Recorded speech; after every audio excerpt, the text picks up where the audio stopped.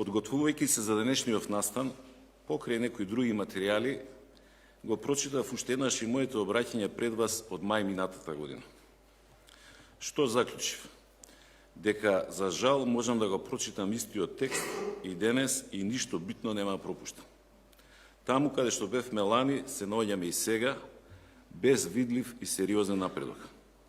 Така поранешниот шеф на државата го почна обраќањето на денешната дебата организирана од Советот на амбасадори на која се разговараше за европската иднина на регионот.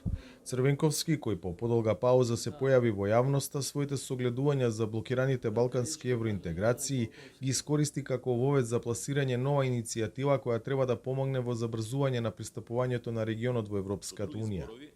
Ние, земјите кандидатки за членство, да и помогнеме на Европската унија да дефинира една појасна стратегија кон регионот на Западен Балкан и процесот на неговото интегрирање. Почитувани дами и господа, би сакал да ја искористам оваа прилика пред вас, но и пред македонската јавност, да промовирам една идеја за една таква иницијатива која по моје мислење заслужува внимание. Што е тоа што во оваа фаза за нас, земјите од Западен Балкан, е најбитно, а во исто време не задира во и онака компликуваното одлучување во рамките на Европската унија. Тоа е пристап до заедничкиот пазар и пристап до европските фондови. Најдиректно кажано, иницијативата би се однесувала на овозможување на овие две цели.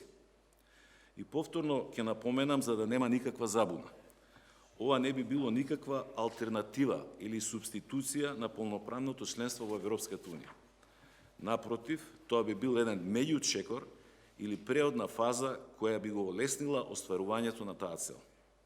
Од ваквата иницијатива, како што вели Ќар, би имале земјите од Западен Балкан, би се подобриле нивните економски перформанси, но и самата Европска унија, зашто така би го зајакнала својот кредибилитет и влијание во регионот и би ги елиминирала заканите за влијание од надвор. Но екс-шефот на државата, кој долги години ја предводеше македонската влада, не гледа позитивно на Европската политичка заедница, проект инициран од францускиот претседател Макрон. Зашто ме плаши оваа Европска политичка заедница? Прво затоа што говори политичка заедница. Значи, што е идејата? Идејата е, вие кои што се уште не сте членки на, ја така ја разбирам, на Европската унија, а претендирате, бидејќи немаме што друго да ви понудиме во овој момент, ова ќе биде една форма во која ќе ве држиме тука во еден колосек, каде што ќе дебатираме за некои работи, ќе се запознаваме меѓусебно со политиките, ќе ги усогласуваме и толку.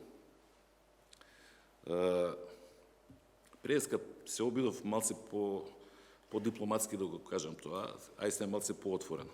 Она што сериозно ги загрижува Берлин, Париз, Брисел и останатите, али овие клучни земји, е се поголемото влијание на Балканот со кинески капитал и се поголемо влијание на Русија во делот на безбедносната политика, во делот на политичката стабилност или нестабилност на одредени држави. Тоа ги плаши. И сериозно се стравуваат од тоа дека некоја од земјите во ситуација кога нема реална понуда од страна на Европската унија може да застрани.